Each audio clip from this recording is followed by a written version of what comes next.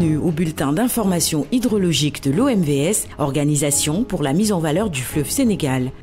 La situation hydrologique au 26 août 2021 au niveau des principales stations du bassin du fleuve Sénégal se présente comme suit. Pour les stations sur l'affluent principal, à Sokotoro sur le Bafing en Guinée, le niveau de l'eau est à la côte 3,41 m à l'échelle. La tendance est à la hausse.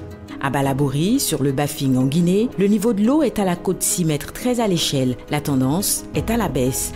À Manantali, en amont du barrage au Mali, le niveau de l'eau dans la retenue est à la côte 197,96 m IGN. La tendance est à la hausse. Pour ce qui est des stations sur le fleuve Sénégal, à Caille, le niveau de l'eau est à la côte 3,97 m à l'échelle. La tendance est à la baisse. À Bakel, le niveau de l'eau est à la côte 6,74 m à l'échelle. La tendance est à la baisse. À Matam, le niveau de l'eau est à la côte 6,64 m à l'échelle. La tendance est à la hausse. À Podor, le niveau de l'eau est à la côte 3,87 m à l'échelle. La tendance est à la hausse. À Richard Toll et Rosso Mauritanie, le niveau de l'eau est à la côte 2,88 m à l'échelle. La tendance est à une légère baisse.